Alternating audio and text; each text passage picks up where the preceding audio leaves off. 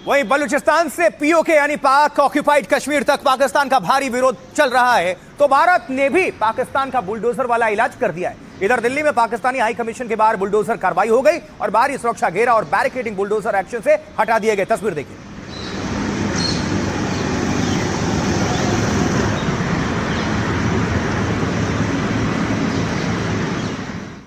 तो 24 घंटे पहले तक दिल्ली में पाकिस्तान का उच्चायोग कुछ ऐसा दिखता था। पहले देख लीजिए, ये ऐसा दिखता था और फिर पाकिस्तानी हाई कमीशन के बाहर बैरिकेड, पोल और सुरक्षा का बड़ा घेरा था। यानी पाकिस्तानी हाई कमीशन के बाहर दूर तक सुरक्षा और उसके इलाके की घेराबंदी थी। ये देख लीजिए पहले।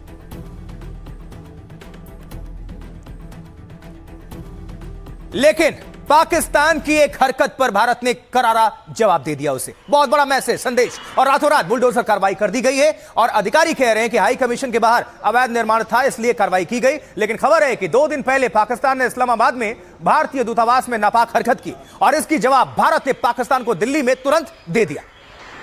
ये तस्वीर देखिए, पहले वाली तस्वीर भी आपके सामने हमने रखी थी। और जब तोड़फोड़ कर दी गई, बुलडोजर का एक्शन हो गया, कार्रवाई कर दी गई, अवैध जो निर्माण था, जो अतिक्रमण था, उसको तोड़ दिया गया। उसके बाद क्या कहती है तस्वीरें आपके सामने ये रही।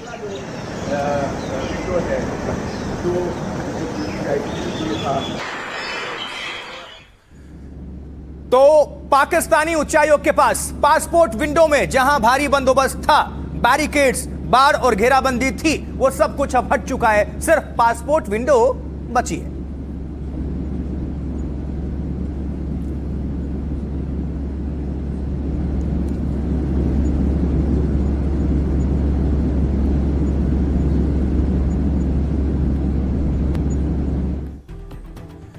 तो दिल्ली में पाकिस्तानी हाई कमीशन के बाहर बुलडोजर, दिल्ली में पाकिस्तानी उच्चायोग के बाहर बुलडोजर एक्शन हुआ। इससे जुड़ी क्या कुछ जानकारी है, पूरी इंफॉर्मेशन आपके सामने रखने जा रहे हैं, नजर डालिए। देखिए, किसी दूतावास पर बुलडोजर एक्शन का शायद ये पहला मामला है। खबर है कि पाकिस्तान और उसके अधिकारियों की हरकत के चलते यह एक्शन हुआ, लेना पड़ा भारत को। 2 दिन पहले भारतीय हाई कमीशन के बाहर नापाक कार्रवाई हुई थी पाकिस्तान में। इस्लामाबाद में भारतीय उच्चायोग के बाहर लगे बैरिकेड्स हटा दिए गए थे। पाकिस्तानी एजेंसियों ने वहां कई पार्किंग पोल यानी कि खंबे भी हटा दिए थे और भारत ने इस्लामाबाद की कार्रवाई का दिल्ली में कड़ा जवाब दे दिया, उसी की भाषा में। रातों रात पाकिस्तानी उच्चायोग के पास बुलडोजर से कार्रवाई हो गई। दूतावास के बाहर सुरक्षा घेरे के लिए लगाए गए बैरिकेड्स हटा दिए गए। वीजा काउंटर और उससे जुड़े कुछ हिस्से भी हटा दिए गए। अधिकारियों के मुताबिक दूतावास के बाहर काफी अवैध ढांचा बनाया गया था। पाकिस्तानियों की वैसे भी आदत है। अवैध रूप से लाए गए टीन शेड और बाड़ पर भी बुलडोजर चला दिया गया। दिल्ली में कई रेलिंग तोड़ दी गई है। लोहे के फ्रेम, ईंट और कंक्रीट तक हटा दिया गया। हालांकि बुलडोजर एक्शन उच्चायोग की मेन बिल्डिंग तक नहीं हुआ। 1947 के बाद से भारत और पाकिस्तान में एक दूसरे के उच्चायोग हैं। दिल्ली में कुछ सालों तक पाकिस्तानी उच्चायोग पुराने किले के पास था, लेकिन 1950 के दशक से चाणक्यपुरी में पाकिस्तानी उच्चायोग मौजूद है। 1971 की जंग के बाद 5 साल तक दोनों के राजनयिक संबंध टूट गए थे। 1976 से भारत और पाकिस्तान के बाद फिर से संबंध बहाल हुए, लेकिन पहलगाम हमले के बाद से दोनों देशों में रिश्ते तनावपूर्ण रहे हैं। और अब आपको सुनवाते हैं क्या कह रहे हैं नेता और हमारे रक्षा विशेषज्ञ। उन्होंने हमारी एम्बेसी के आगे से सिक्योरिटी हटाई, उसके चलते हमको यहाँ पर सिक्योरिटी हटानी पड़ी। ये तो जैसा करोगे वैसा आपको यहाँ पे फेस करना पड़ेगा, ये बड़ी स्पष्ट है। डिप्लोमेसी में ये रूल बुक है, इसके हिसाब से वह कार्रवाई हुई है। परंतु पाकिस्तान जानकर उकसाने वाले कदम उठा रहा है, जिसका जवाब हिंदुस्तान को देना पड़ रहा है। भारत सरकार के इस साहसिक निर्णय की मैं सराहना करता हूं। इसको बोलते हैं टिट फॉर टैट, जैसे को तैसा। नॉर्मल हमारा जो डिप्लोमेटिक चलता है भारत और पाकिस्तान के बीच, जब वो इस तरह की हरकत करते हैं हमारी एम्बेसी के साथ, हाई कमीशन के साथ इस्लामाबाद में, तो हम भी रेसिप्रोकेट करते हैं। इसमें मुझे लगता है बहुत ज़्यादा इसको सिग्निफिकेंस देने की ज़रूरत नहीं है। आई थिंक जो उन्होंने किया हमने भी किया, अच्छी बात है। और अब आगे बढ़ते हैं और बात करेंगे उस खबर की जिसने चीन और पाकिस्तान की नींद उड़ा रखी है। आइए देखते हैं। देखिए, पाकिस्तान की प्रतिक्रिया सामने आ चुकी है। अब इंतजार इस बात का है कि चीन कैसे रिएक्ट करता है। अब समझिए पूरा मामला। तो दरअसल अमेरिकी राजदूत सर्जियो गोर जम्मू कश्मीर के दौरे पर हैं। कल वो श्रीनगर पहुंचे थे। श्रीनगर में उन्होंने डल झील की भी सैर की थी, जिसकी तस्वीरें अभी आप देख रहे हैं।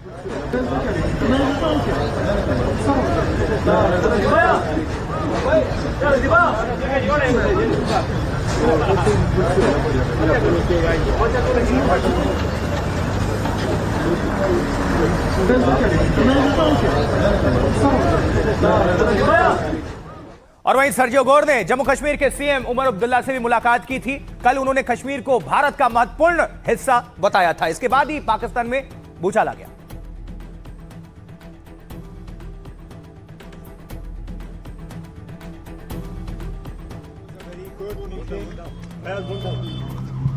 We had an opportunity to discuss the relations between our two countries, but with specific focus on what the US can do with Jammu and Kashmir.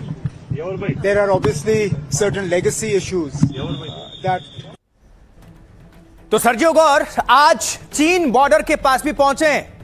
आपको दिखाने जा रहे हैं, देखिए जरा पहले ये लद्दाख वाली तस्वीरें, लेह की तस्वीरें। लद्दाख पहुंचे अमेरिकी राजदूत सर्जियो गोर और वहां की ये तस्वीरें इस वक्त। और यहां दलाई लामा से भी मुलाकात करेंगे। यहां चीन को भी मिर्ची लगेगी।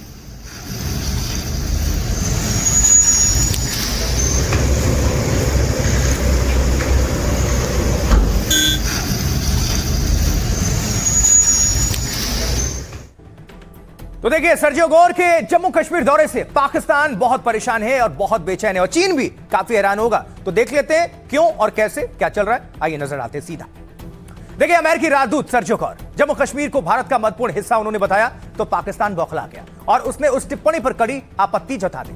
पाकिस्तान ने इस्लामाबाद में अमेरिका के कार्यवाहक राजदूत को तलब कर लिया और भारत में अमेरिकी राजदूत सर्जियो गोर के बयान पर नाराजगी जाहिर की। पाकिस्तान ने एक बयान भी जारी किया इस बीच और कश्मीर पर बयानबाजी की। सर्जियो गोर ने श्रीनगर में कहा था, यहां आना बहुत खुशी की बात है। मैं भारत में अमेरिकी राजदूत हूं और यह भारत का महत्वपूर्ण हिस्सा है। हमें भरोसा है कि इसे सुरक्षित रखने के लिए अतुलनीय कदम उठाए गए हैं। इस घटनाक्रम के बाद शहबाज शरीफ सरकार की आंखों से नींद गायब है क्योंकि सर्जियो गोर राष्ट्रपति डोनाल्ड ट्रंप के खास सलाहकारों में से एक हैं। शहबाज शरीफ को शायद यह लगता था कि ट्रंप मजबूती से उनके साथ खड़े हैं। अब सर्जियो गोर के बयान ने शायद उन्हें अचानक बड़ा झटका दे दिया है। और इस बीच सर्जियो गोर लद्दाख पहुंचे हैं, जिसकी तस्वीरें आपके सामने हमने रखी थी और दलाई लामा से वो मुलाकात करेंगे।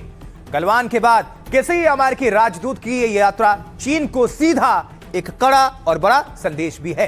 गोर और दलाई लामा की बैठक सीधे तौर पर बीजिंग का ध्यान आकर्षित करेगी क्योंकि चीन ऐसी बैठकों को अपने आंतरिक मामले में सीधा हस्तक्षेप मानता है, बताता आया है। अब सुनवाएंगे आपको सर्जियो गोर ने आखिर कहा क्या है, सुनिए जरा। This is an important part of India. यहाँ आकर बेहद खुशी हो रही है। ये भारत का एक महत्वपूर्ण हिस्सा है। मैं यहाँ पहली बार आया हूँ। ये जगह अविश्वसनीय रूप से सुंदर है। मैं बेहद रोमांचित हूँ।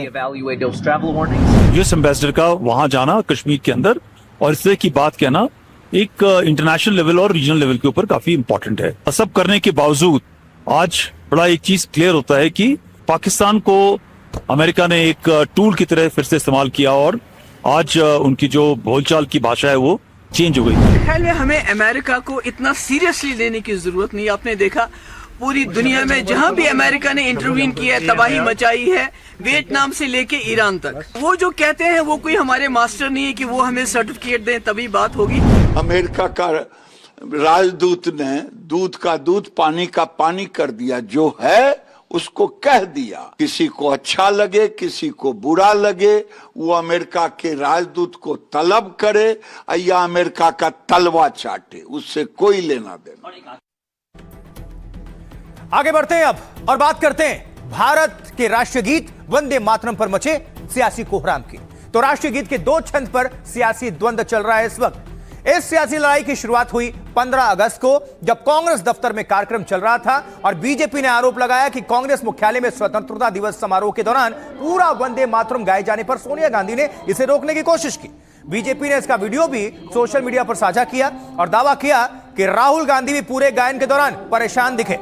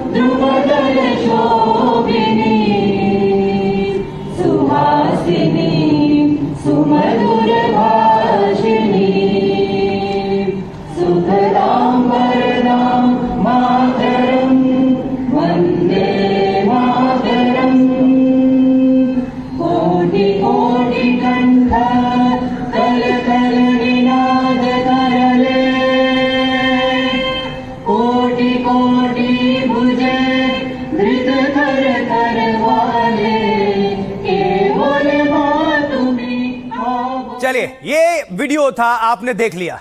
हालांकि इस वीडियो पर कांग्रेस ने सफाई दी और कहा कि सोनिया कांग्रेस अध्यक्ष के लिए कुर्सी मांग रही थी, मतलब खड़गे जी के लिए। लेकिन इसके बाद बुधवार को कांग्रेस वर्किंग कमेटी ने ऐलान किया कि पार्टी अपने सभी कार्यक्रमों में वंदे मातरम के 6 में से सिर्फ शुरुआती 2 पैरा ही गाएगी, 2 छंद। तब ये क्लियर हो गया, तब ऐसा माना जाने लगा और सोशल मीडिया पर लोग लिखने लगे कि जो उस वक्त खबरें आई थी शुरुआत में वो सही थी।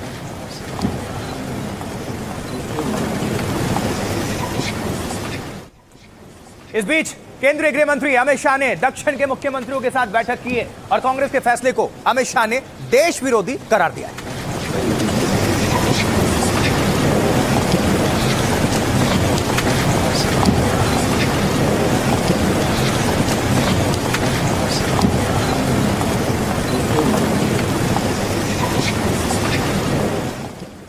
और वहीं इस बीच वंदे मातरम विवाद के बीच कांग्रेस नेताओं ने आज जन्मदिन पर पूर्व पीएम राजीव गांधी को श्रद्धांजलि भी अर्पित की है। वो भी तस्वीर दिल्ली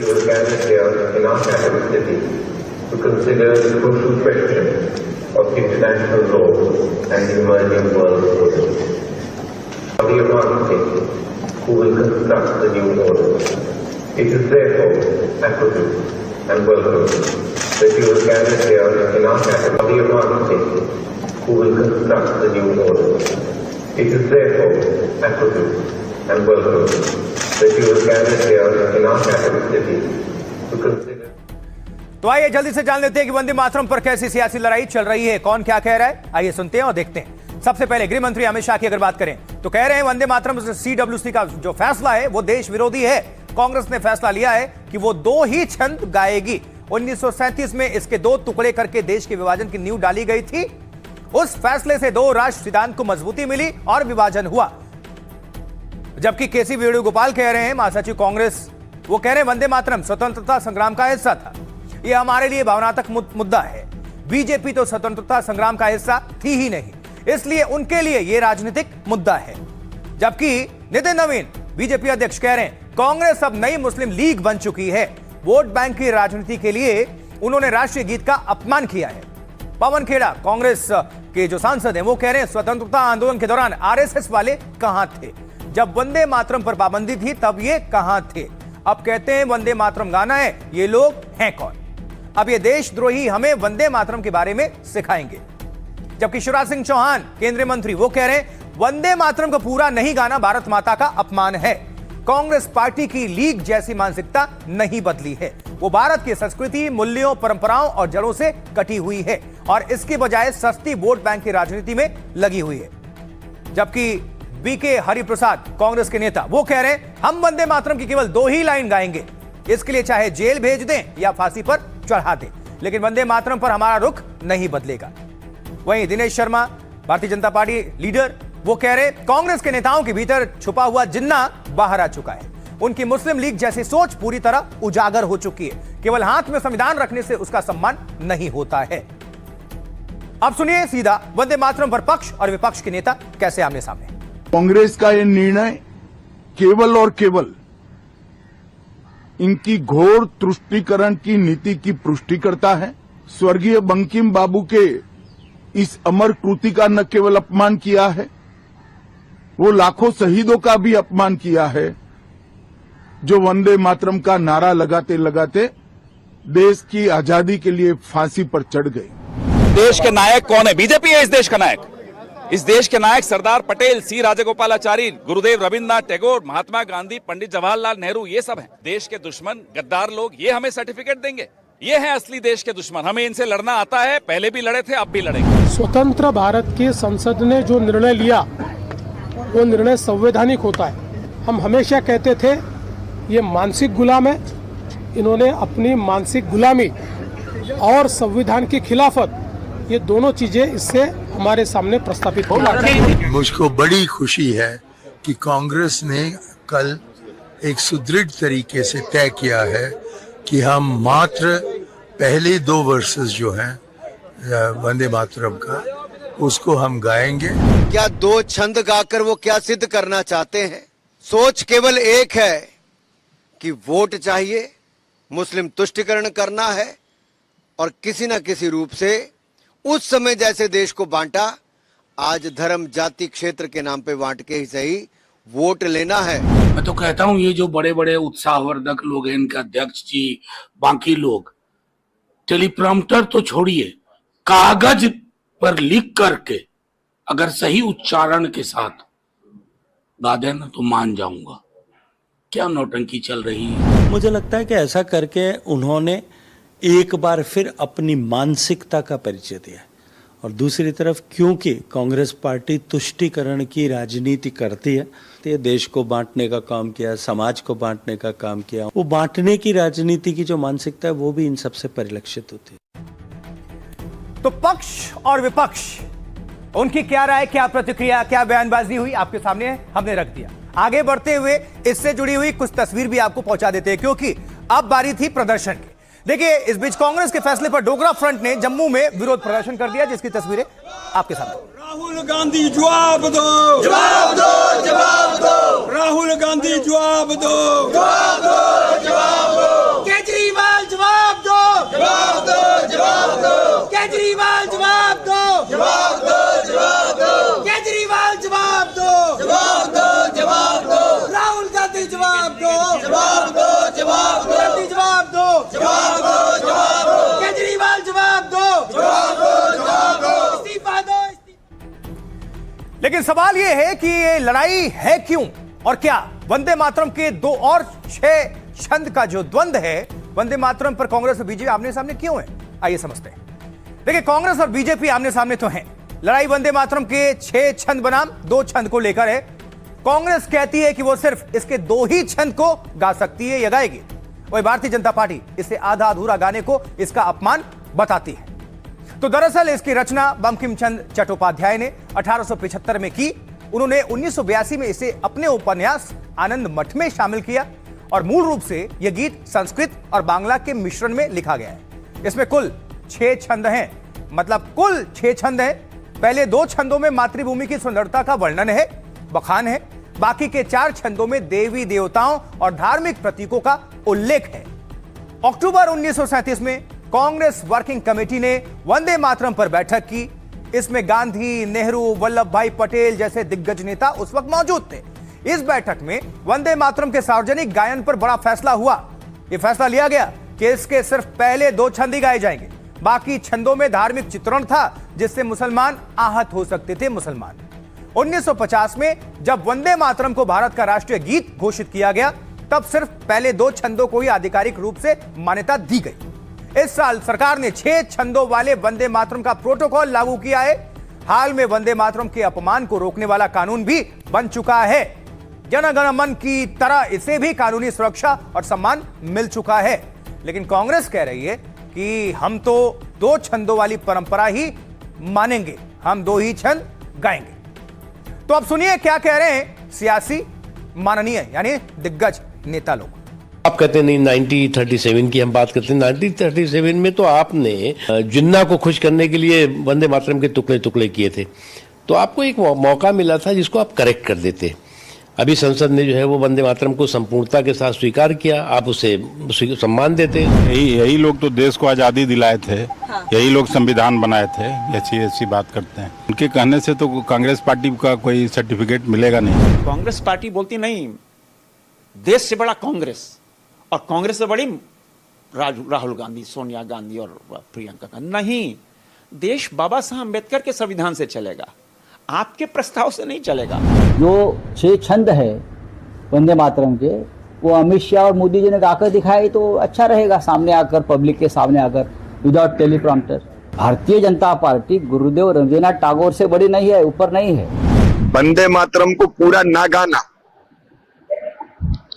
ये वंदे मातरम का अपमान नहीं है, भारत माता का अपमान है। कांग्रेस की लीगी मानसिकता अब तक बदली नहीं है। आगे बढ़ते हुए अब अगली खबर आपके सामने रखते हैं। बात उत्तर प्रदेश की राजधानी में लखनऊ में बैंक अफसर के खूनी खेल की करते हैं। तो लखनऊ में एक बैंक के अफसर पति ने अपनी पत्नी को मौत की घाट उतार दिया। बैंक के सामने जाकर मानस वाजपेयी ने पत्नी दिव्या मिश्रा को गोली मार दी। चलिए डिटेल में जान लेते हैं कि आखिर ये पूरा मामला है क्या हुआ, कैसे हुआ। तो देखिए, उत्तर प्रदेश की राजधानी लखनऊ में यह हत्याकांड दोपहर के वक्त हुआ। लखनऊ में महिला बैंक अधिकारी की सरेआम हत्या कर दी गई। महिला को गोली मारने वाला हमलावर उसका पति ही था। तो दरअसल आरोपी मानस वाजपेयी कार से आईसीआईसी बैंक पहुंचा और बैंक के बाहर अपनी पत्नी दिव्या मिश्रा को बुलाया और उसने थोड़ी देर पत्नी से बातचीत की और फिर सिर में गोली मार दी। महिला तुरंत ही गिर पड़ी और गोली की आवाज से हड़कंप मच गया इलाके में। बैंक कर्मचारी और लोग पहुंचते तो महिला खून से लथपथ पड़ी हुई थी, लेकिन गोली मारकर आरोपी मानस मौके से जा चुका था। दावा है कि हमलावर इसके बाद सीधे 2 किलोमीटर दूर अपने घर पहुंचता है। प्रत्यक्षदर्शियों ने बताया कि हमलावर पसीने से भीगा हुआ था। घर में घुसते ही दरवाजा बंद किया और बहन को पहले गोली मारी। सिर में गोली मारने से पहले उसने व्हाट्सएप पर स्टेटस लगाया, लिखा, मैंने पत्नी की हत्या कर दी क्योंकि उसने मुझे धोखा दिया। दिव्या की बहन प्रज्ञा और उनके पति भरत को सब कुछ पता है। साथ ही लिखा, अब मुझे खुद को और अपनी बहन को भी मारना है। इसके बाद उसने बहन की हत्या की और खुद भी सुसाइड कर लिया। मानस का स्टेटस देखकर तुरंत पड़ोसी आए और दरवाजा तोड़कर घुसे तो दोनों का शव पड़े हुए थे और टीवी पर हनुमान चालीसा चल रहा था। 2 हत्या और 1 सुसाइड के बाद पुलिस ने तुरंत जांच शुरू कर दी। खुद पुलिस कमिश्नर भी गोमती नगर के घटनास्थल पहुंचे। पुलिस के मुताबिक घटनास्थल से हथियार बरामद किया गया है। और अब सुनिए पुलिस और प्रत्यक्षदर्शी क्या कह रहे हैं इस मामले में। पति जो है मानस वाजपेयी, उनकी पत्नी वहाँ आईसीआईसीआई बैंक में कार्यरत है रिलेशंस मैनेजर के तौर पे। तो इनको बुलाया, ये बाहर आई हैं, दोनों में विवाद हुई है तो उन्होंने उनको मार दिया है। विनम्र खंड है, वहाँ पे जाके अपनी जो छोटी बहन है उनको उन्होंने मार दिया और खुद सुसाइड कर दी। अभी जांच पड़ताल कर रहे हैं, पिस्तौल रिकवर हुआ है। नॉक करने पे नॉक नहीं खुला, कॉल करने पे कॉल नहीं उठी। फिर हम लोग ने 4-5 लोग मिलकर दरवाज़ा तोड़ा। अंदर जब गए तो देखा दोनों लोग मृत पड़े हुए थे। पिस्टल उनके सीने पे थी और टीवी पे हनुमान चालीसा चल रहा था। उसके बाद पुलिस को जानकारी दी और इस आवाज में हनुमान चालीसा चल रहा है। हाँ, राउंडेबल होगी, वैल्यूम अच्छी। तो आए नॉर्मल आए, बैग टांगे हुए थे, ऐसे अंदर गए, वो पसीने में भीगे। तो मैंने पूछा क्या हो गया, बहुत पसीने में भीगे। यार वही ऑफिस तुम जानते हो, इतना बोले अंदर चले गए वो। तो हम लोगों ने फिर दरवाजा पीटा, फिर भी नहीं उठी, बेल बजाया नहीं उठा। फिर हम छत पर गए, वहाँ से आवाज भी नहीं उठा। दरवाजों पे लाते मारी 5-6 लोगों ने। जब दरवाजा टूटा तो हम लोग अंदर गए, वो गोली खुद को भी गोली मार चुके थे और अपनी बहन को जाओ। और अब आपको बता देते हैं आखिर इतने हाई प्रोफाइल परिवार में रिश्तों का खूनी अंत आखिर हुआ क्या। जो जानकारी है उसके मुताबिक मानस और उसकी पत्नी दोनों बैंक में काम करते थे।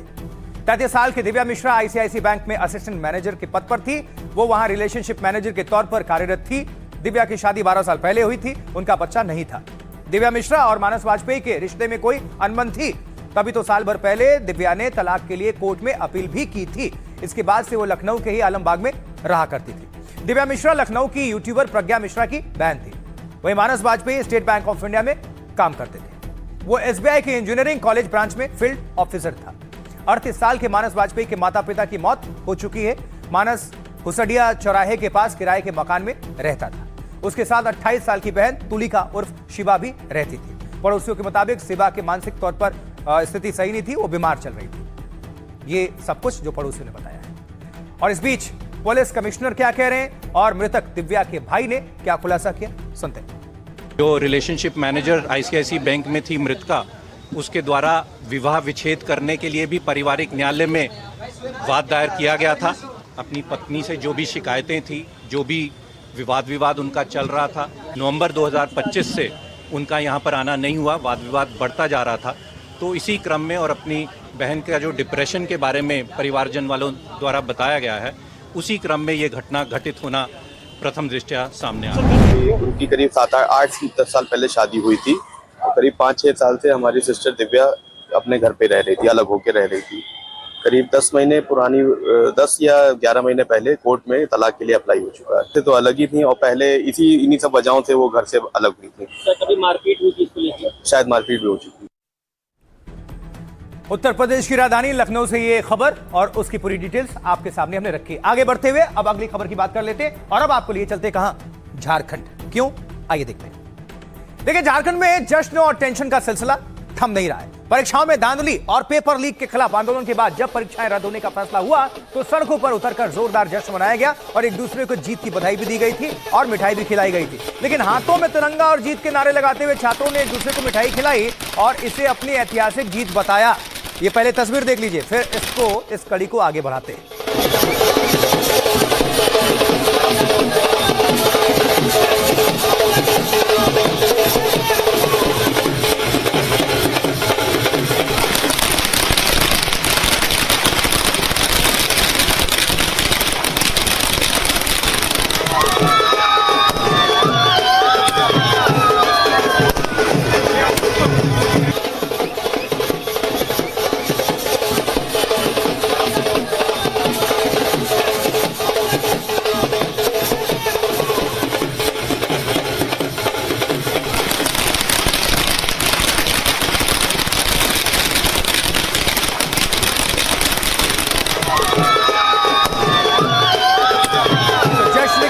आप देख रहे हैं, पटाखे छूट गए, आतिशबाजी हुई, मिठाई खिलाई गई और सभी जो छात्र हैं वो पूरी तरह से खुश नजर आए। लेकिन परीक्षाएं रद्द करने का जो फैसला हुआ वो कर्मचारी सड़क पर उतर गए। अब जो इन परीक्षाओं को पास करके नौकरी उन्होंने हासिल की थी, अधिकारी बन गए थे, तो करीब 2000 ऐसे छात्रों पर नौकरी छीनने की तलवार लटक रही थी। तो वो सोरेन के खिलाफ सड़क पर उतर गए, वो भी प्रदर्शन करते हुए। कैमरा में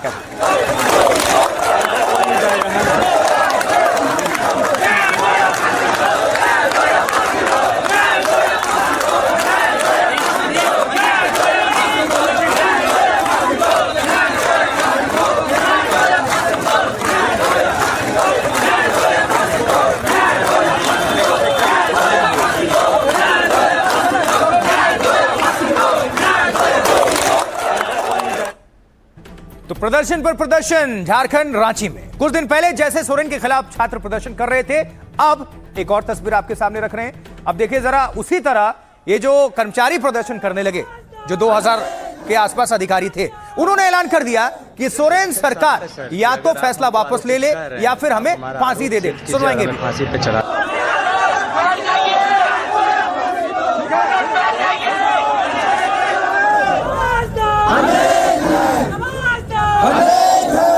मैसेज साफ है सर कि अगर आप हमको आरोपित कर रहे हैं तो आप हमारा आरोप सिद्ध कीजिए और हमें फांसी पे चढ़ा दीजिए। जैसी चल रही है राज्य की तंत्र व्यवस्था, उस हिसाब से लग रहा है कि सारा फैसला सड़क पे ही होगा। अब झारखंड में जेपीएससी की परीक्षाओं को रद्द किए जाने के फैसले पर हाईकोर्ट ने पाबंदी लगा दी, रोक लगा दी। ये आज की बड़ी खबर आई। अब छात्रों के आंदोलन के दबाव में राज्य सरकार ने यह फैसला लिया था। हाईकोर्ट से इस पर रोक का फैसला हुआ तो कर्मचारी जश्न में डूब गए और ऐसी परीक्षा पास करके वो भर्ती हुए थे और सोरेन के फैसले से उनकी नौकरी खतरे में थी, लेकिन अब चेहरे पर आ गई मुस्कान।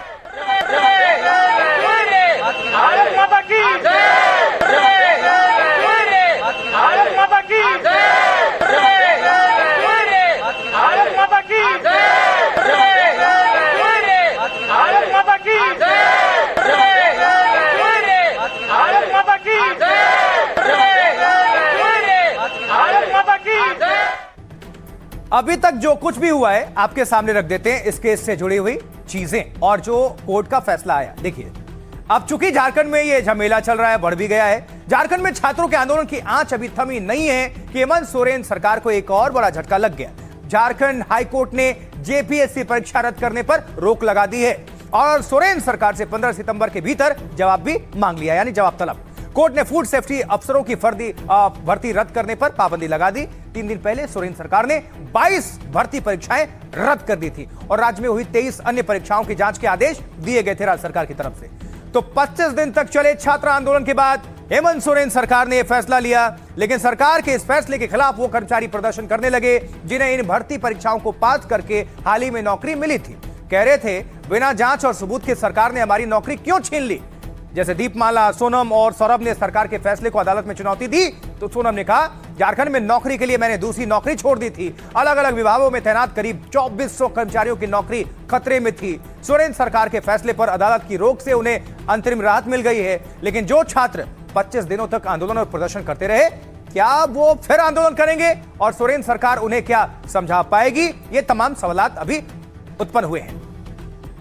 लेकिन इस बीच जो प्रोटेस्ट कर रहे थे लोग, जो प्रदर्शनकारी थे, वो क्या कह रहे हैं, उनको सुनते हैं सीधा। आज पहली सुनवाई थी 11 to 13 JPSC plus food safety officers को लेकर, जिस नोटिफिकेशन से उन्हें की नौकरी रद्द करार दे दी गई थी, उसे हम लोग ने कोर्ट में चैलेंज किया था और कोर्ट ने अभी तत्काल रूप से इस नोटिफिकेशन को स्टे कर दिया है और मामले की अगली सुनवाई 15 सितंबर को है।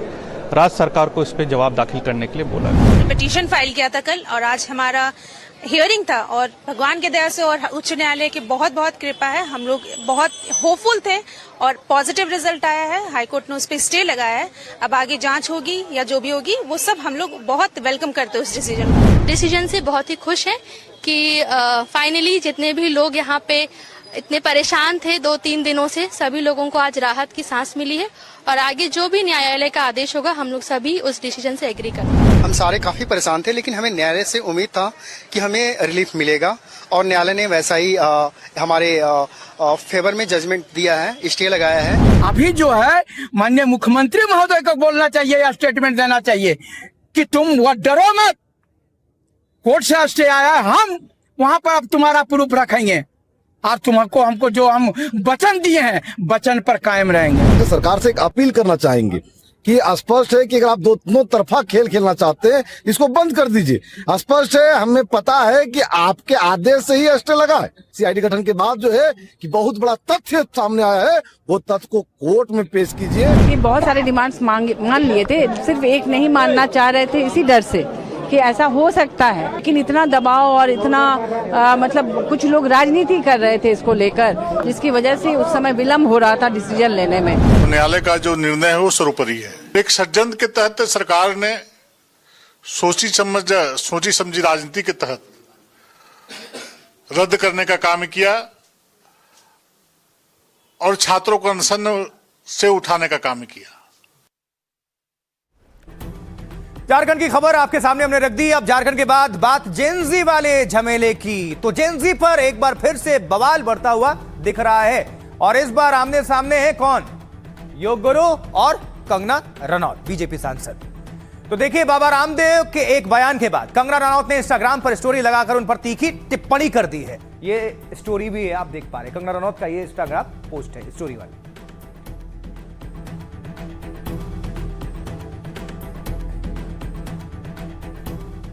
स्टोरी तो उन्होंने डाल दी, वार फिर पलटवार, ये सब कुछ चल रहा है, लेकिन यहां पर ये हमें जानना है कि आखिर ऐसा क्या हो गया कि दोनों एक दूसरे के खिलाफ खड़े हो गए। तो चलिए आपको समझा देते हैं, जान लीजिए। देखिए, कंगना रनौत कुछ दिन पहले जेनजी को गटर जनरेशन उन्होंने बताया था। अब इसी बयान को लेकर रामदेव बाबा और कंगना आमने सामने आ गए हैं। रामदेव ने कंगना के बयान पर कहा यह बिगड़े दिमाग की निशानी है। इस पर कंगना रनौत ने पलटवार कर दिया। उन्होंने कहा कि बाबा रामदेव पर तंज कसा। उन्होंने कहा मेरी जवानी या बेडरूम के बारे में सपने मत देखिए, कोई सिर्फ अफवाहों और गॉसिप के आधार पर ऐसा सोच सकता है। कम से कम मुझे कभी सुप्रीम कोर्ट से फटकार नहीं लगी है। उन्होंने तंज कर दिया रामदेव पर। झूठे या फर्जी मेडिकल दावों को लेकर सुप्रीम कोर्ट ने मुझे नहीं फटकारा है, इसलिए मुझे चरित्र का पाठ मत पढ़ाइए। यहां कोई फ्रॉड नहीं है। आपका चरित्र जैसा भी है, मेरा उससे कई गुना बेहतर है। तो दरअसल एक इंटरव्यू में रामदेव ने कंगना रनौत की टिप्पणी पर कहा था उनकी क्वालिफिकेशन क्या है, उनका बचपन कैसा रहा है, उनकी जवानी कैसी रही है, उनके पहले के कारनामे कैसे रहे हैं। मैं ऐसे लोगों के बारे में बात नहीं करना चाहता, यह गलत बात है। तो देश के जवान को जेनजी को गटर बोलना बिगड़े दिमाग की निशानी है। इसके ऊपर जो है उनके पार्टी के लोगों को संज्ञान लेना चाहिए, ये रामदेव ने कहा था और इसी का जवाब दिया कंगना रनौत ने। तो चलिए अब आपको सुनवाते हैं कि जेनजी को लेकर इससे पहले रामदेव और कंगना रनौत ने क्या कुछ बयान दिया था। देश में खतरे में है देश का बचपन, देश की जवानी, देश का वर्तमान और देश का भविष्य, देश की प्रकृति, देश की संस्कृति और सभ्यता, देश की अखंडता और संप्रभुता। इसलिए मैं इस समय सबसे बड़ा कोई देश का मुद्दा मानता हूं तो ये कि देश का बचपन कैसे बचे। कुछ लोग देश का बचपन का इस्तेमाल कर रहे हैं आंदोलन में। कौन स्टूडेंट प्रोटेस्ट का हिस्सा नहीं बने? ये किस तरह के स्टूडेंट हैं और किस तरह की अश्लील बातें हैं, किस एंगल से ये लोग स्टूडेंट लगते हैं? आज इनके जो भी आगे चल के सुप्रीम कोर्ट के लॉयर्स होंगे या लॉयर्स होंगे, क्या इनके माँ बाप अफोर्ड कर पाएंगे? और एक जेंजी ने तो लद्दाख में भी जमकर बवाल काट दिया है। कैसे? देखिए, हम बात कर रहे हैं इस वक्त करगिल की वायरल लड़की की, जिसने सैनिकों को लेकर विवादित बयान दिया था। जरा सुनवा दीजिए।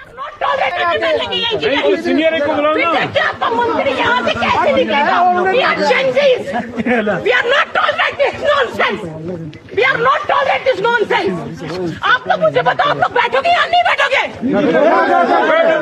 चलो चलो, कैसे रोकेंगे? 5 घंटे हो गए, निकालो सब लोग गाड़ी और चलो। वो कश्मीर एयरपोर्ट पे नहीं उतरे और सुरक्षाकर्मी लोगों के लिए तैनात रहते हैं। ये उकसाते हुए कैमरे में कैद हुई थी, खुद को जेंजी बता रही थी, लेकिन सोशल मीडिया पर भी लोग तंज कर रहे हैं दो धड़े में। कुछ तो इनको जेंजी मान ही नहीं रहे। देखो, इन्होंने किसी ताला लगा दिया, अपना नाम भी नहीं बताया और वहाँ चले गए। ये देखो, यहाँ पे कोई भी जवाबदारी के लिए कोई नहीं बैठा है यहाँ पर।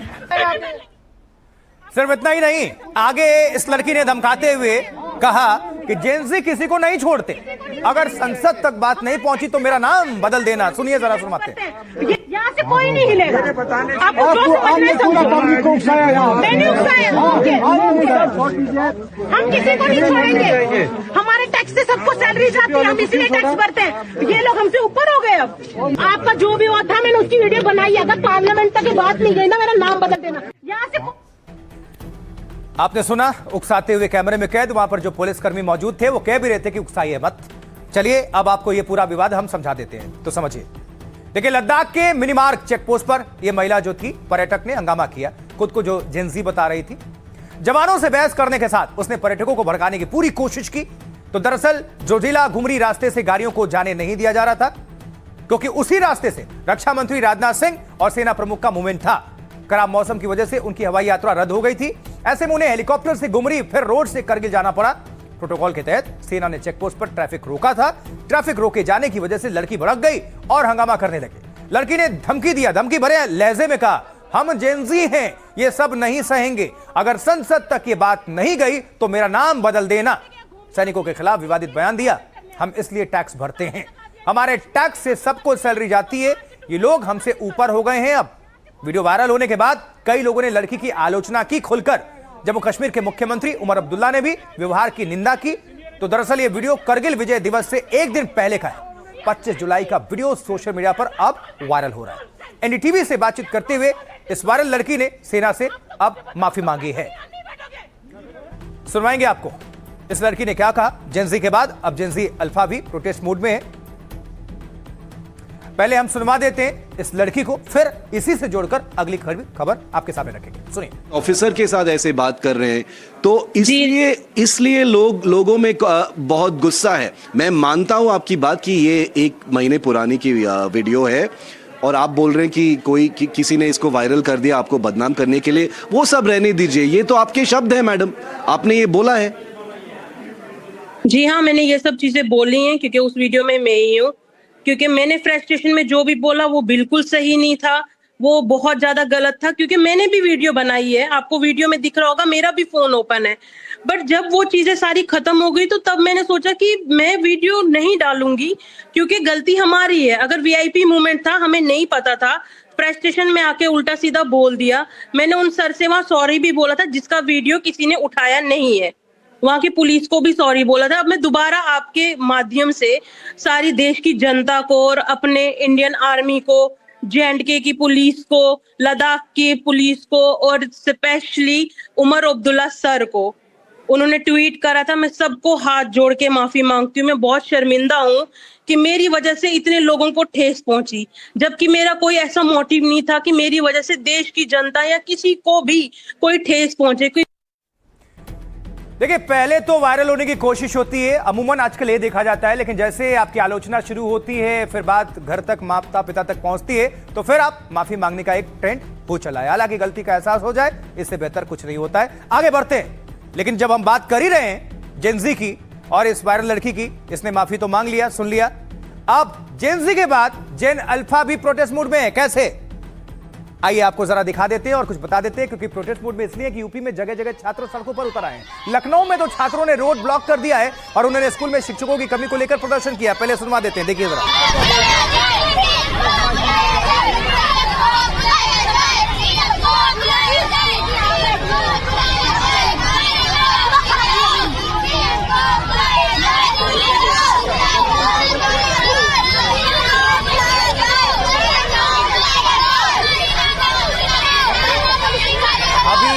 जेनजी वाले थमे नहीं थे कि जेन अल्फा वाले आ गए। उत्तर प्रदेश का आजमगढ़, और आजमगढ़ में भी छात्रों ने स्कूल में बुनियादी सुविधाएं नहीं होने का आरोप लगाया और जमकर नारेबाजी कर दी। सुनिए जरा।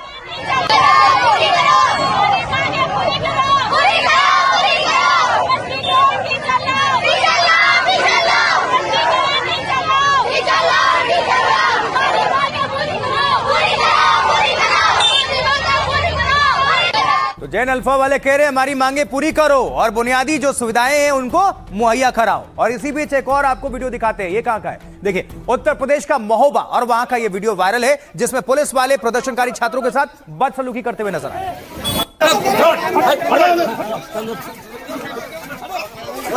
क्या बात है? समस्या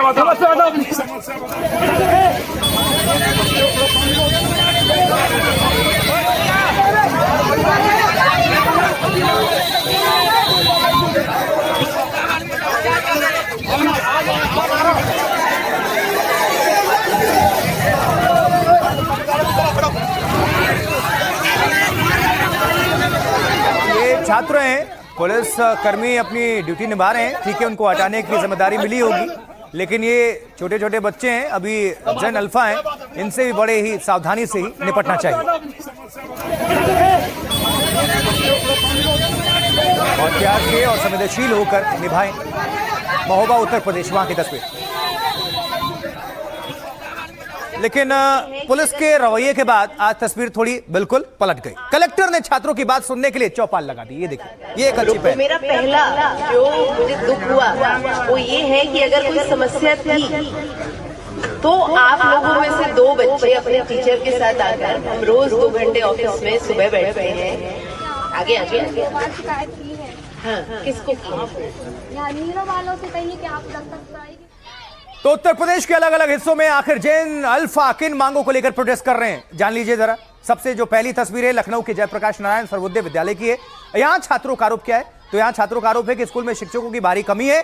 इसके अलावा छात्रों ने भोजन और खराब स्वास्थ्य सुविधाओं यानी व्यवस्थाओं पर सवाल खड़ा किया।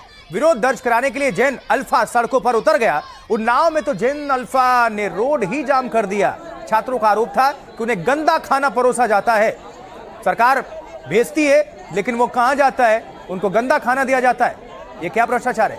पीने का पानी नहीं है और पूरे शिक्षक ना होने से पढ़ाई प्रभावित हो रही है। कन्नौज में स्टूडेंट्स ने खाने की खराब गुणवत्ता पर जोर दिया। स्कूल में बुनियादी सुविधाओं की कमी होने पर जमकर प्रदर्शन किया।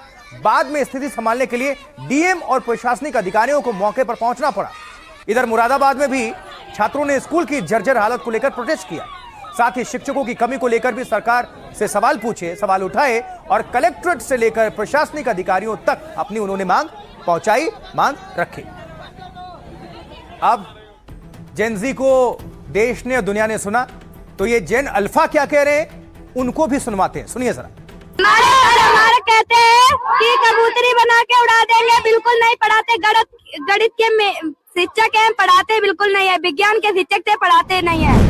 कि अगर हम लोग किसी चीज के लिए अच्छे से डिमांड करें और उसके लिए हम लोग अपनी राइट्स के लिए पूछे तो गवर्नमेंट पे प्रेशर पड़ता है, गवर्नमेंट उन मैटर्स पे देखती है और वो उनके मैटर्स को इन हैंड ऑफ कंसिडरेशन भी लेती है। स्कूल का रास्ता पूरा खराब है, कहीं से घर से मतलब निकलो तो जाओ चाले में हेल के जाना पड़ता है, मतलब स्कूल जाने के लिए बहुत परेशानी है, बहुत सारी दिक्कत है। जाए तो अभी सोशल मीडिया का जमाना है और जेनजी और युवा ज़्यादातर रील्स हो सोशल मीडिया उसका इस्तेमाल करते हैं और उससे अपनी आवाज़ भी रखते हैं। मुझे लगता है यूथ से कनेक्ट करना बहुत इम्पोर्टेंट है, भले वो आपकी अपोजिशन हो या आपके जो रूलिंग पार्टी है। लेकिन इन प्रदर्शनों के बीच अरुणाचल प्रदेश से एक वीडियो आया जो दिल को सीधा छू गया। बहुत खूबसूरत वीडियो है, आप भी देखेंगे, आपको अच्छा लगेगा। देखिए, इसमें एक क्यूट जेन अल्फा है, सोशल मीडिया पर ये जमकर वायरल हो रही है। क्या कह रही है जेन अल्फा, ये हमारी छोटी सी बच्ची, जरा सुनिए।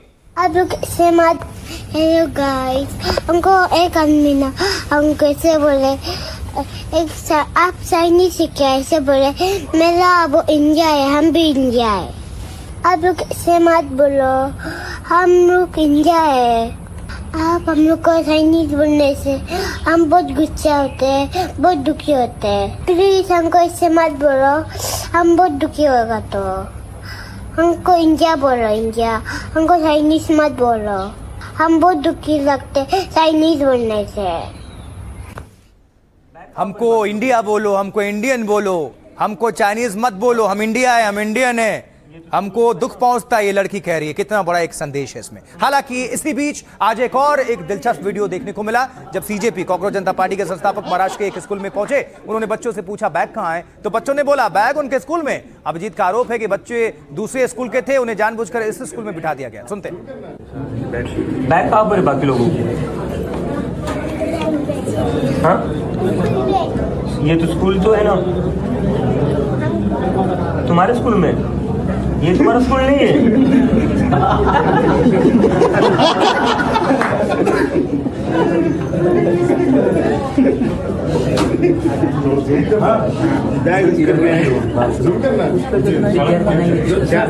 शाळेचं नाव काय? स्कूल कौन सा है? बोला सकते मराठी। हाँ, सोफिया मस्जिद के पास है। उधर क्या स्कूल है? उधर के स्कूल के बच्चे। आप स्कूल के नहीं हो तो आपको यहाँ पर लाया कौन? बोलो नाम बोलो, डरो मत। कौन लाया? बोलो, चॉकलेट चाहिए ना सबको? लेकिन इसी बीच प्रधानमंत्री नरेंद्र मोदी और सीएम योगी मिशन जेनजी में जुट चुके हैं। कैसे, चलिए जरा जान लेते हैं। देखिए, सबसे पहले बात, हम प्रधानमंत्री नरेंद्र मोदी की पहल की बात करने जा रहे हैं। देखिए, जेनजी तक पहुंच बढ़ाने के लिए मोदी सरकार नया अभियान शुरू करने जा रही है। मोदी सरकार अपने मंत्रियों को युवाओं के बीच भेजने की तैयारी में है। हर दिन किसी एक केंद्रीय मंत्री को यूनिवर्सिटी में भेजने की योजना है। मंत्री वहां युवाओं से बातचीत करेंगे, संवाद करेंगे, उनकी चिंताओं पर चर्चा करेंगे और इसी के तहत देश के अलग अलग मुद्दों पर बच्चों की राय जानी जाएगी। और इसके अलावा छात्रों के लिए चलाई जा रही योजनाओं की भी जानकारी देंगे वो। सरकार के इस पहल का नाम वन डे वन यूनिवर्सिटी रखा गया है। शिक्षा मंत्री प्रहलाद जोशी, खेल मंत्री मनसुख मंडाविया अहम जिम्मेदारी संभालेंगे। और दूसरी तरफ मुख्यमंत्री उत्तर प्रदेश योगी आदित्यनाथ भी सख्त हैं। यूपी के अलग अलग हिस्सों में संस्थानों की अव्यवस्थाओं पर प्रदर्शन हुए। छात्रों के प्रोटेस्ट के बाद सीएम योगी आदित्यनाथ ने भी कड़ा रुख अपनाया। शिक्षा व्यवस्था की निगरानी के लिए नोडल अधिकारी नियुक्त किए गए हैं और शिकायतों के बाद बुनियादी सुविधाओं को बेहतर करने का काम शुरू कर दिया गया है। सीएम योगी ने प्रदर्शन को गंभीरता से लेते हुए सख्त संदेश भी दिया है। छात्रों को आंदोलन के लिए मजबूर होने की स्थिति नहीं आनी चाहिए। जहां भी व्यवस्थात्मक कमियां सामने आए, व्यवस्थागत, उसका तत्काल समाधान हो और यह भी तय किया जाए कि इसके लिए कौन अधिकारी जिम्मेदार या जवाबदेह है। लेकिन यूपी में जेन अल्फा के प्रोटेस्ट पर विवाद थमने का नाम नहीं ले रहा है, तो सुनिए सियासतदानों को। उत्तर प्रदेश की सबसे बड़ी ताकत हमारी युवा शक्ति है। हमारा युवा प्रतिभावान है, परिश्रमी है, देश और समाज के लिए कुछ कर गुजरने की इच्छा शक्ति से भरपूर है। और जेन अल्फा लखनऊ में तमाम जगह पर अपने सवालों को लेकर सड़कों पर हैं। तो ये सरकार कर क्या रही थी 9 साल से? ये इतनी इंजन वाली सरकार क्या कर रही थी सरकार? इस सरकार ने अगर ध्यान दिया होता तो शायद इन बच्चों को पढ़ाई अच्छी मिल गई होती, ये भविष्य के बारे में चिंता कर रहे होते, इन्हें सड़कों पर नहीं बैठना पड़ता। देश के छात्र व नौजवान यानी कि जैन जी आदि भी अपनी अनेकों समस्याओं को लेकर बहुत ज़्यादा दुखी व चिंतित भी है, जिनको दूर कराने के लिए बीएसपी भी अपनी कार्यशैली के तहत चलकर हमेशा इनके साथ खड़ी रही है और अभी भी खड़ी है। आगे बढ़ते हैं, अब बात करते हैं बेहद दिलचस्प खबर की। खबर यह है कि कुत्तों ने स्कूल बंद करा दिया। जी हां, सही सुन रहे हैं, कुत्तों ने स्कूल बंद करा दिया। तो सबसे पहले बात करते हैं मध्य प्रदेश के खंडवा की। यहां आवारा कुत्तों पर विरोध दर्ज कराने एक युवक कुत्ता बनकर यानी उसकी वेशभूषा में कलेक्टर ऑफिस पहुंच गया और उस युवक के साथ नगर निगम में प्रतिपक्ष के नेता भी मौजूद थे। देखिए जरा, सुनिए। और हमारे डरा हुआ ही बहुत ज्यादा डर गया है। वो खंडवा के लोग उसके पीछे पड़ गए हैं कि कौन है, उसकी पहचान पूछ रहे कौन है। ये एक ईमानदार डॉगी है। हमारे नाम से भ्रष्टाचार कर रहा है और हमारी नसबंदी के नाम पे भ्रष्टाचार कर रहा है और बदनाम इसमें हम लोग हो रहे हैं, जबकि हम लोग इतने वफादार और इतने ईमानदार जानवर हैं।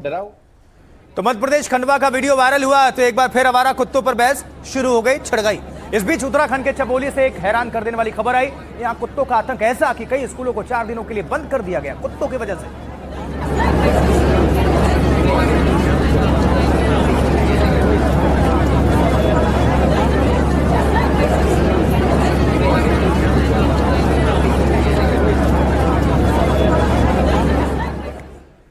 उत्तराखंड चमोली में आवारा कुत्ते लोगों पर और बच्चों पर अटैक कर रहे हैं, हमला कर रहे हैं, जिसकी वजह से प्रशासन को सभी स्कूल्स को ऑनलाइन करने का फैसला लेना पड़ा है। देखो, छोटी बच्ची को काट लिया, आप व्यवस्था करें। सरकार को हमारे नारायण ब्लॉक से बहुत खतरा हो गया।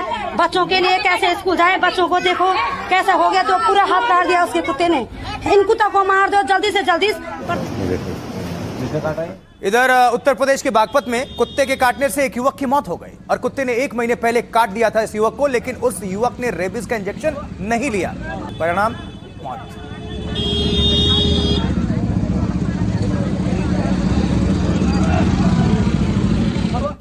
तो आइए अब देख लेते हैं कि कैसे शहर शहर आवारा कुत्तों का कहर है, कहां पर क्या हो रहा है। सबसे पहले उत्तराखंड चमोली। उत्तराखंड नारायण बगड़ इलाके में आवारा और पागल कुत्तों का आतंक चल रहा है इस वक्त। कुत्तों के खौफ में इलाके के 10 स्कूल्स अगले 4 दिनों तक बंद रहेंगे। आदेश है पंचायत प्रमुख की शिकायत पर शिक्षा अधिकारी ने यह आदेश जारी किया है। वैसे बच्चे भले स्कूल नहीं जाएंगे लेकिन ऑनलाइन पढ़ाई जारी रहेगी उनकी। इलाके के कई लोगों ने पागल कुत्तों के हमले की शिकायत की है। वन विभाग की टीम कुत्तों को पकड़ने के लिए अभियान चला रही है और बचाव के लिए खुद भी लोग हाथों में डंडा लेकर निकल रहे हैं घर से बाहर। उधर मध्य प्रदेश खंडवा, कुत्ते की वेशभूषा में एक युवक का वीडियो वायरल हो रहा है, जिसको दिखाया भी था आपको हमने। युवक कुत्तों के आतंक के विरोध में कलेक्टर ऑफिस जहां पहुंचा था। युवक के साथ नगर निगम के नेता प्रतिपक्ष दीपक राठौर मौजूद थे। उन्होंने आरोप लगाया कि कुत्तों की नसबंदी क्यों नहीं की जा रही है। विपक्ष ने इस मामले में राज्य पर भ्रष्टाचार के आरोप भी लगाए। नगर निगम ने इसे पब्लिसिटी स्टंट और गलत तरीका बताया। कमिश्नर ने कहा पत्थर मारने पर कुत्ते बचाव में काट लेते हैं। बागपत उत्तर प्रदेश, करीब 3 महीने पहले एक युवक को कुत्ते ने काट लिया। उस युवक ने रेबीज का इंजेक्शन नहीं लगवाया। 2 दिनों पहले अचानक युवक की तबीयत बिगड़ने लगी, वो अजीब हरकतें करने लगा, उसे रस्सी से बांधा गया। घर वाले उसे अस्पताल लेकर पहुंचे लेकिन रास्ते में मौत हो गई। अब डर की वजह से गांव के 55 लोगों ने इंजेक्शन फटाफट फौरन लगवा लिए रेबीज वाले। झुंझुनू राजस्थान, आवारा कुत्तों ने एक साथ 6 लोगों को अपना शिकार बना लिया। हमले में 4 बच्चे और 2 महिलाएं बुरी तरह से घायल हो गई। आवारा कुत्तों को लेकर शहर के लोगों में जबरदस्त आक्रोश है, नाराजगी है। आरोप है कि नगर परिषद की ओर से कोई कार्रवाई क्यों नहीं हो रही है। आप सुनिए खंडवा में युवक क्यों कुत्ते की वेशभूषा में कलेक्टर ऑफिस पहुंचा था। निगम की क्या जवाबदारी होगी? भोगता है कि नहीं भोगता है? एक बार बताओ जरा भैया, भोग जरा। तो आपको इंजेक्शन लगवाना चाहते हैं, ये नसबंदी कराना चाहते हैं, करा लोगे? हो जाए, नसबंदी हो चुकी है, फिर भी 6 बच्चों के पिता बन चुके हैं। खंडवा नगर निगम इंजेक्शन नकली है। 3 कंपनियां टेंडर है और उस कंपनी पात्र नहीं है, उसको भी टेंडर दिए जा रही है। और अभी आप देखिए बदियाकरण। चलिए, कुत्तों से जुड़ी, उनके आतंक से जुड़ी खबर आपके सामने हमने रख दी। अब आज के लाइफ के फंडे की बात कर लेते हैं। क्या कहता है आज का लाइफ का फंडा, देखिए। तो आज से करीब 500 साल पहले तुलसीदास जी ने रामचरितमानस में लिखा था और इसके जरिए उन्होंने जिंदगी में तनाव मुक्त रहने और आगे बढ़ने का बड़ा फंडा दे दिया था। तुलसीदास जी ने एक जगह लिखा है, जहां सुमति तह संपत्ति नाना, जहां कुमति तह विपत्ति निदाना। मतलब जिस परिवार या संस्थान में आपसी प्रेम, तालमेल और सकारात्मक सोच होती है, वहां साधन कम होने पर भी धीरे धीरे सभी सुख, समृद्धि और तरक्की आते हैं। क्योंकि ऐसे लोग किसी भी परेशानी में एक दूसरे को जिम्मेदार ठहराने की बजाय मिलकर उससे निपटने का प्लान बनाते हैं। वो किसी समस्या पर चिंता से ज्यादा चिंतन करते हैं। लेकिन जहां आपसी खींचतान, जलन और कलह होते हैं, वहां दुख, परेशानी और झगड़ा ही होता रहता है दिन भर। क्योंकि हर जगह ऐसे लोग परेशानी या नाकामी का ठीकरा एक दूसरे के सिर ही फोड़ते हैं, और कुछ अच्छा हो जाए तो उसका पूरा यानी सारा श्रेय, पूरा क्रेडिट लेने के लिए पूरे परिवार में होड़ मच जाती है।